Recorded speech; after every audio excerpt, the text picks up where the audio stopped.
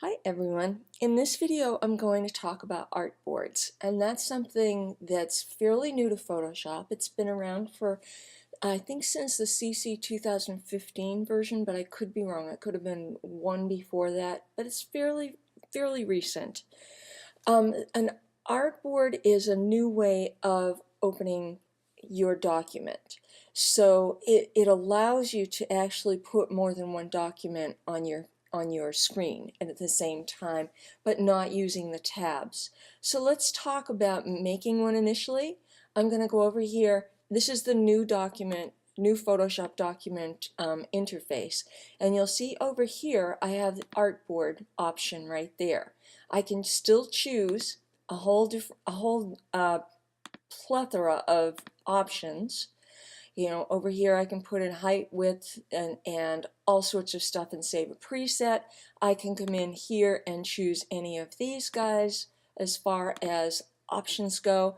I can even choose like some of the iPads and Apple phones, iPhones, stuff like that. So you've got a whole bunch of options there. I'm going to come over here and tell it I want to make a, let's say, 10, let's say 8 wide and 10 high image at 300 pixels per inch.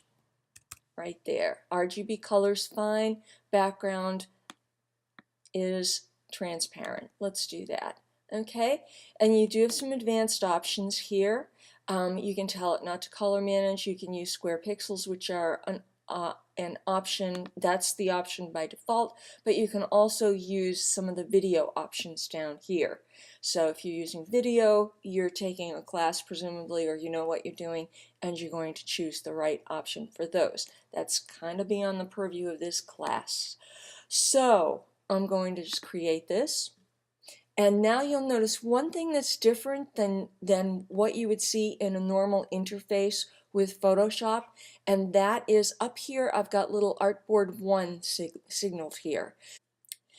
Each of your artboards will be named, and the name will be up here at the top, just above the canvas area. This won't print, but it's just a signal to you as to which artboard you're working on.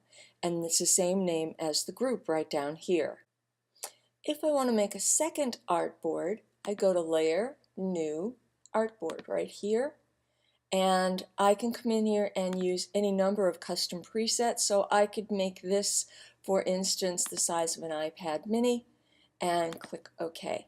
So there are my two interfaces. There's the one for an 8x10 print resolution photograph. There's one for the iPad mini. I think that's what I chose. And that allows you to look at the two at the same time and use the same resources. So if I come into my library here, I can come in and just drag in an image into that artboard,